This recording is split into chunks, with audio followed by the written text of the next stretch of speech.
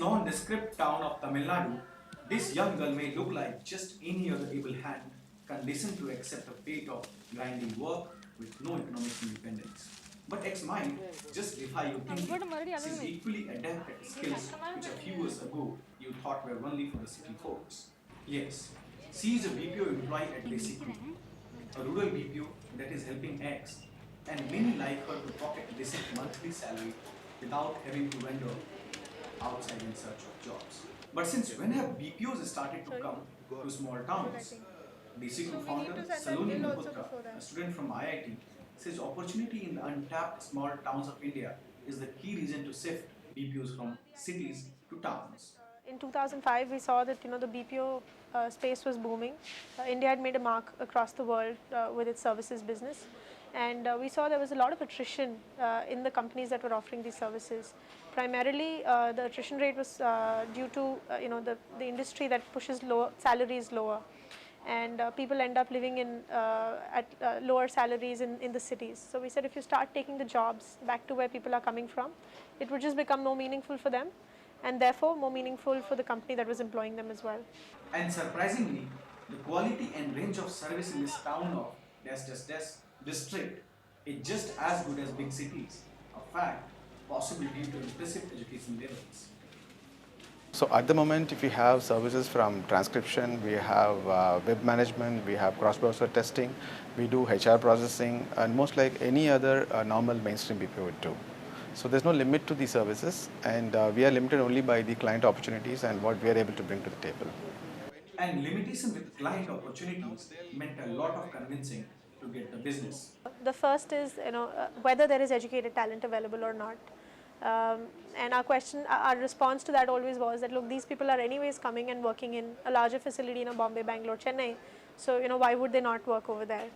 The second question that they always had was where is the infrastructure? In a Bangalore or a Gurgaon, we often see that there's no power for hours together. And when you go and tell a guy over there that Apakudal has more power, he generally would not want to believe you. So we set up the infrastructure, we invested in it, we made sure that the office was never down due to any reason, be it internet, be it power, be it PCs or anything else. On the other hand though, setting up a BPO in village requires a custom-fit training and attention to local details. Yeah, so when we do set up a center in a village, so we do a lot of immersion program before we do that. So we engage with the communities, try to understand what kind of expectations they have and what kind of talent exists in a location. And we do a 3-month training program where both the participants and the organization get to know each other. And once they are very clear about the rules, and it's a matter of any discipline which you have, and today you have things like Skype, you have a daily dashboard which you publish, internet is there all over, so it's not that difficult to manage.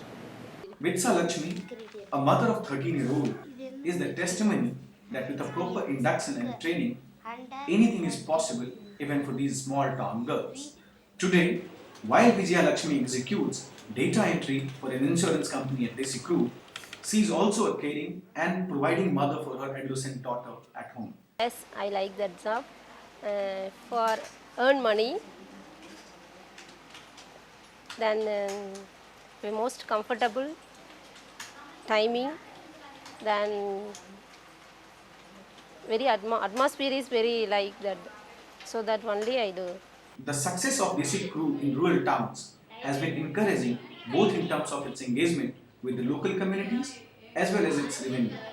And although the financial statements at Desi Group are kept private, it is clear that Desi Group is on expansion drive already. We're right now in 5 locations, in 4 in Tamil Nadu, 1 in Karnataka. We see that this model has a huge impact on the domestic market. So you obviously need more Indian languages, to be covered. And with that idea, we want to go pan-India and set up in other states and set up clusters. So right now we can see small clusters where we have 2 centers, but clusters of 5 or 6 villages with 5 or 6 rural BPOs, and take it pan-India, take it to other states. With such large operations, Desi Group has emerged as a pioneer in rural BPOs in India and has already started to inspire other such initiatives to come around the country.